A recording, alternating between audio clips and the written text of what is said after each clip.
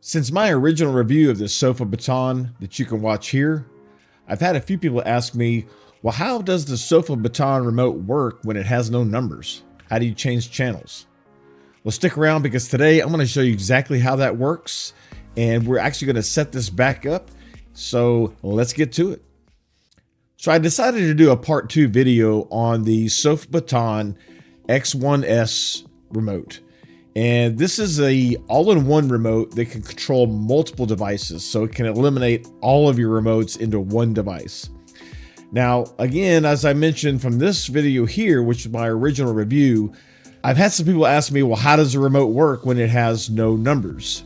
Well, today I'm going to set this back up because I actually had originally paired to my NVIDIA Shield Pro, but that NVIDIA Shield Pro has failed. So on this TV here, I have added a Google TV dongle. It's on the back of the TV already installed. So we are going to set this back up. We're going to pair it with the Google TV.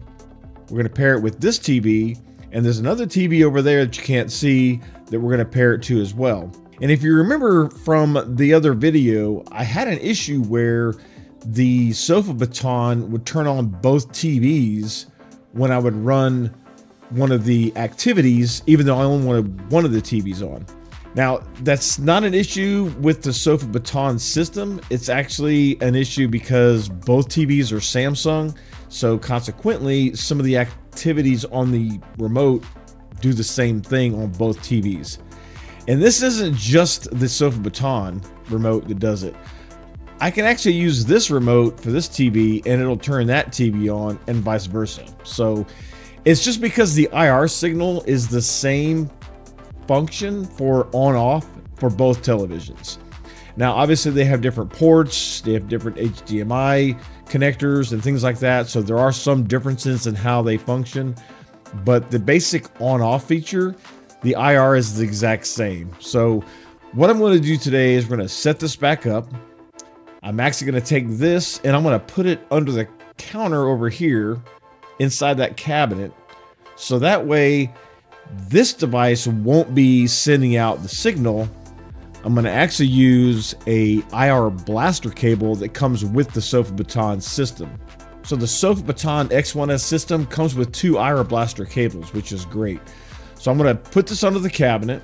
I'm going to connect the IR blaster cables to the hub. If you notice on the back of the hub there's 2 ports where they connect to. Then I'm going to attach the IR blasters to the television, and hopefully that will be able to isolate one TV from the other. So my on-off function will be accurate as to what TV I want it to be on. Then once I get all of the routines and activities set back up, then I'll show you on the remote how the remote can control the Google TV so you can actually, go through your channel list and things like that. So you'll definitely want to stick around to the end so you can see how that works. Now I'm going to get this connected and I'll be right back. All right. Well, I have the hub now mounted inside this cabinet that the TV is sitting on, all the way in the back. So it itself can't send out the IR signal. As you can see here, I've got both IR blasters connected to the TVs. So you have to make sure those little IR blasters are right at the actual infrared sensor on the device you're wanting to control. So they're just stuck right to the bottom of the IR sensor on each television. So I'm hoping that that's going to be able to isolate each TV individually so one's not turning the other on and vice versa. And again, this is not a problem with Sofabaton. This is because both TVs are 2024 Samsungs, and even the original OEM remotes will operate each TV. So it's not an issue with the Sofabaton. It's just because they're both Samsungs. So consequently, the on-off signal for the IR is the same. And consequently, each remote can turn either TV on or off. So I'm hoping this is going to eliminate that issue where I can get both TVs programmed, because what I want is to have a gaming activity set up to where it turns that TV on and this TV. So that way, when I come in, I can go ahead and automatically get both TVs on, it'll turn the PlayStation on, and then I'll be able to start my streaming with half the clicks that I have to do now. And then of course with this TV here, I want to be able to control the TV itself and then also control the Google TV that you see here. So let's get into the app and let's get it reconfigured because I deleted everything that was in there. It's already paired, it's already connected from that first video. And now I want to reset up the devices since I have the Google TV instead of the NVIDIA Shield Pro. And I'm hoping that these IR blasters will isolate the televisions. All right, so we're gonna get into the app and let's get it configured. So let's go in here, Sofabaton. And again, as you see there, just automatically bypass the hub screen because it's already connected. I just simply went in and deleted all of the devices and I deleted any activities that were associated. So it's kind of like setting up brand new, except I don't have to go through the whole pairing. Now, if you want to see the unboxing and all of that information, go check out that video there again, because that's the original Sofabaton X1S review I did, where I did the unboxing and everything all at the same time. So the first thing we want to do is we want to add a device. So we're going to come here to the plus sign and I'm going to say infrared and let's say search model. One of the other things that I realized, because these TVs were so new, that they weren't in the database yet. So I did have to program one with the remote, but I reached out to Sofabaton support, and as far as the Q90D that's over there, what they said was they have a 77-inch model, but not the 55-inch model. So I was able to use the other model because the actual functions of the TV were the same. Now I'm kind of curious to see, because now it's been a little while, to see if maybe it's in here as a 55-inch, but we'll see. So let's go and find Samsung, and we want to say S90. So there are some additional models. So we have now the 65S90 and the 77S90. That's the one they said I should use originally. So that's interesting. So there are some more in here. So I guess they're continuing to update the database. But I have a S90D, but I think I'm going to have to use the S90C. I think I can use the QN55 S90C for the IR function, because that's basically the same television that I have. I just have a D. This is a C. So let's try that. So we're going to choose that one. So here I can test the buttons. Let's test the power. Let's hit trigger. Yeah, see, it turned both of them on, which I don't want. It's still turning on both TVs. And that's the thing with IR. The infrared bounces all over the place. And so it's really, really hard to isolate the device. I might be able to somehow like shield the sensor, but I'm not really sure. The S90D is the TV over there that you can't really see. This right here is a different model, and it's turning this one on. So I obviously am not going to be able to set that up like I want, because I want to be able to turn each TV on and off individually, and that's not working. See, trigger power on. Yeah, see, it turns both TVs on. You can kind of see the edge of that TV right there that came on. That's the Q90D. Let's just power them off. Maybe if I unplug the cable and I do them one at a time. Let me try that. Okay, so I disconnected this TV and I only have the S90D connected. So let's see if I can power just that one on.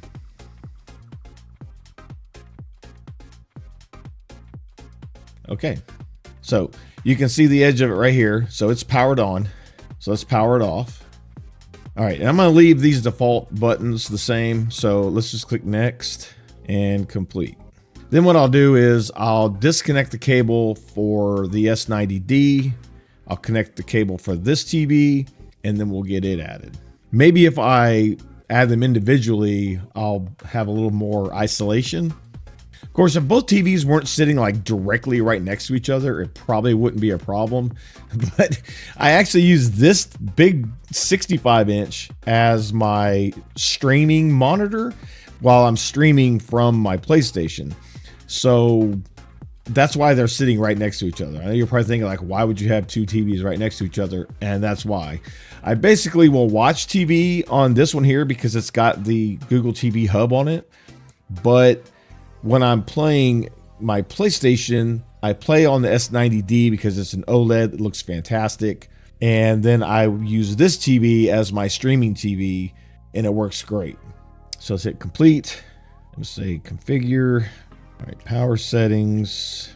Turn off when not in use. Okay.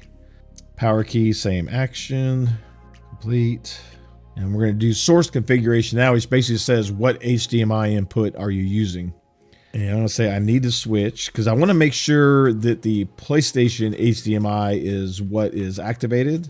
We are going to go here, and it's actually connected to the HDMI 1, and that's all I need. And I'm going to name this PS5. All right, so now the S90D is set up. Now I'm going to go and I will plug the IR blaster back in for this TV, and I'm going to unplug the S90D so we can configure this television. Okay, so now let's add this TV. So we'll go back to add a device, infrared, let's search model. All right, here it is, UN65TU690T. And so let's trigger power on. Okay, good. Power off. Okay, excellent. All right, so let's go next. And I'm going to say TU65 so I know which TV it is. Complete. And as you can see, it's already got the original or the first S90D that I put in. And you scroll them with this little wheel right here. Of course, there's only one, so I can't scroll anywhere. All right, so let's complete. And we're going to go here and configure power settings again. And source configuration. So now this source configuration, I want to make sure, and I want to select which input I want. And this is going to be for watching the Google TV, which I know is on HDMI 2. So let's uncheck all of these. I don't need those. I'm going to leave HDMI 1 because I'll configure that when I do the gaming activity. Now we're going to add the Google TV, so hit plus. And this is going to be Bluetooth. So we're going to say Android TV. And let's see here. Let me change that icon.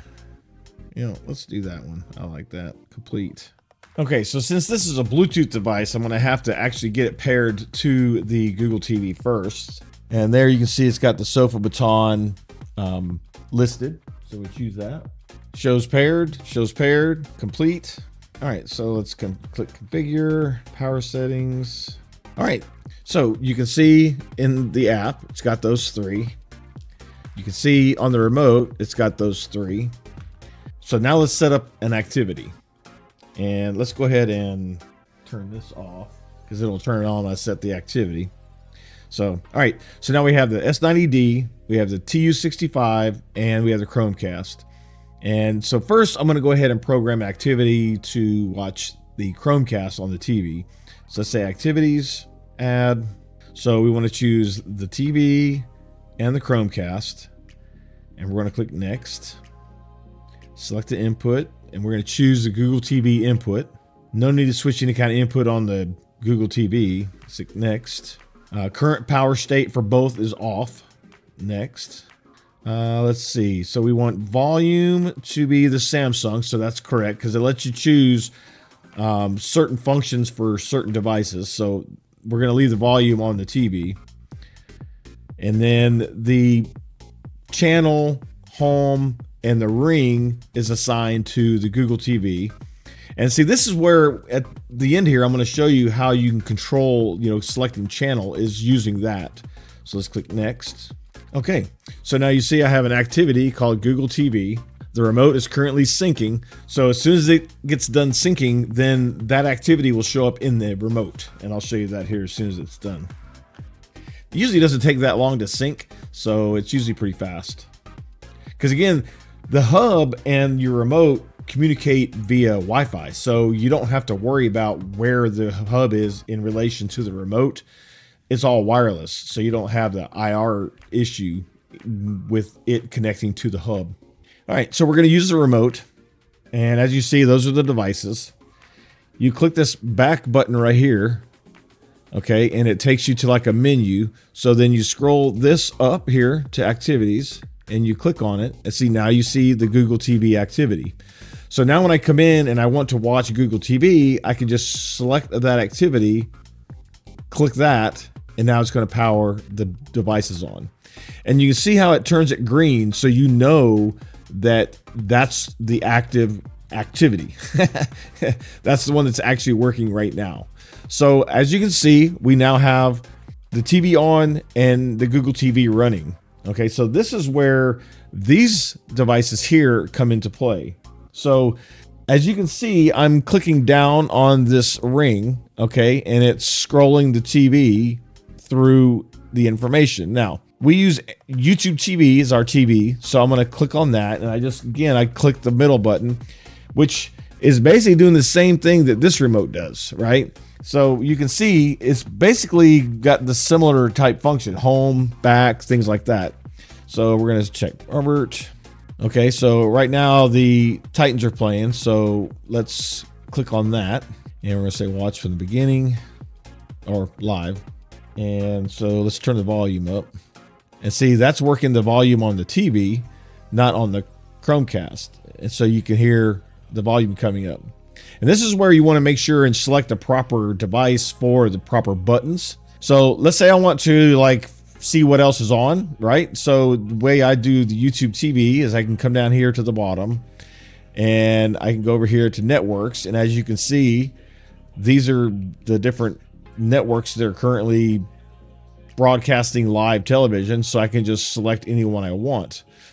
Now, if I want to go back, so over here it says more to watch, and then it gives me the option of scrolling through other channels. So as you can see, it works just the same as the actual Google remote does. And unfortunately, the Titans are losing, which has been like that all season long. So that's no different. So now that it's working, and let's say I'm done watching, you can see this power button right here, right? I can just click that and see it turning off. And so now the Google TV and the TV are off. And that's all you have to do. It's so easy, and it's so nice to be able to have one remote to do multiple things. So now here's going to be the test. I'm going to connect that other IR sensor back to that TV over there, and we're going to see if we can't get them functioning properly with the correct activity now that I have both paired individually. So be right back. Okay, so I've reconnected that cable. So now we're going to go in and add another activity. So we want to select both TVs, but I don't want the Chromecast this time, just the TVs. And we click next. So the S90D, we're going to select the input, and I'm going to say PS5. This TV, the 65-inch, select the input, and I'm going to say PC, because I want to be able to, have it automatically connect to the computer. We're going to click next. Current power state for both is off. Yes. Click next. So now the volume aspect of this isn't as relevant here because I use headphones which control the audio from the PlayStation.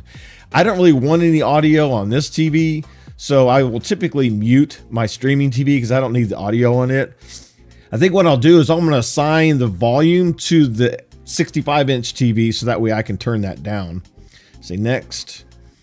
And again, these functions here aren't as relevant because once the TV's on, I don't have the need to like scroll through it. But I'm going to choose the 65-inch since I don't have to worry about the S90D. Next. And this here, we're going to say PS5 play. So now I have play PS5 for that activity name. And I'm going to change this icon to a gaming icon because that's what it's for, and click complete. All right, so now you see I have both activities listed. The remote is syncing again. So as soon as that's done syncing, then I'll have the play PS5 activity in the remote, and we're going to see if that works. I really hope it does, because that would be fantastic. Okay, so it's done syncing, as you can see. Now I've moved the camera a little bit so that way you can see both TVs, and we'll see if it's going to work. So again, this little wheel right here is a scroll wheel. So you just simply scroll this up and down to select which activity you want to control. So I'm going to control the PS5 activity. So let's click it and see what happens. Yeah, so it's not going to work, because even though I told it to turn both on, it started to turn both on, but as soon as the S90D started to come on, it turned that one off. So that's not going to work. And again, this is not a Sofabaton issue. This is an issue because they're both Samsung TVs and they're literally sitting right next to each other. That's the problem. I might see if I can investigate a way to somehow like cover the IR blaster on the side so it doesn't have line of sight to the TV. Maybe that would help. So we'll see. I might be able to like somehow put something around the actual sensor so this IR signal can't bounce around the room, because that's what's causing the problem. All right, so I'm gonna say turn off, because I'm not gonna play this right now. And see, it switched both of them. And as you can see down here, I don't know if you can see that light flashing right there. When I turn the TV on and off, because I use CEC, which is a method in which you can control other devices' power through HDMI, it automatically turns my PlayStation on when I turn the TV on. So I don't need to control it with the remote. I just need to turn the TV on, set the input, and then it'll automatically turn the PlayStation on. Just for giggles, let's see if it'll work. I'll try it again. So I'm gonna press play PS5. That TV comes on. That TV came on. And that TV went off. So, yeah. You know, let me get the keyboard of the computer. Let's just make sure it's not because the computer is like in a, you know, standby mode. So this keyboard right here controls the computer that's attached to that TV for gaming. And as you can see, I can do that all day long. It's not coming on because the TV's off. So let's click off again. And of course it's controlling both. Okay, so that's not gonna work. Again, I'm gonna see if I can't somehow isolate each sensor so that the IR blaster isn't just blasting out the signal everywhere, and that maybe I can, you know, somehow encapsulate the IR area so that it only controls one TV, because that's all I want. I just want one TV to be controlled for each, you know, setting. But because they're so close to each other and they're exact same TV as far as the manufacturer goes, it's turning both TVs on, which is the same problem I had before. But again, this is not a Sofabaton issue. This is just because I'm using two Samsungs sitting side by side, which is not the typical scenario in a household. Typically you have one TV, maybe another TV in another room, or maybe even on another wall, but they're not right next to each other. And so that's what's causing the problem. But I'll see if I can't find a solution to that, and then maybe I'll post another video once I can get that figured out. So again, let's go up to Google TV, hit the button, TV comes on. Of course, it turned that TV on because I have the IR blaster connected, which I'm gonna have to disconnect that. But as you see, it switched the input to Google TV from the computer input. So we have Google TV and the TV is on. And so now I can actually control the TV using the ring right here to move between whatever application you can see here on the TV. I can scroll through the apps. I can move up and down. So that's how you control it, is with this ring right here. And of course, these other buttons for volume and channel. Well, channel's not going to matter because you don't have a channel, because you're going to manually use this like circle around here to just kind of scroll through whatever it is that you want to watch. So that works fine. I'm going to find a solution to isolate the TVs, and hopefully that will work. And so for now, click off, TVs go off. And of course, if you had like a soundbar or a stereo system that you have like a home theater connected to, you'd be able to pair that as well to the Sofa Baton. So you could literally click, watch TV. It could turn on your TV, whatever streaming device you have, your soundbar or your home theater, or any other type of device that you want to control. That's IR or Wi-Fi. So there's a lot of options. It even supports the IFTTT, which is if this then that.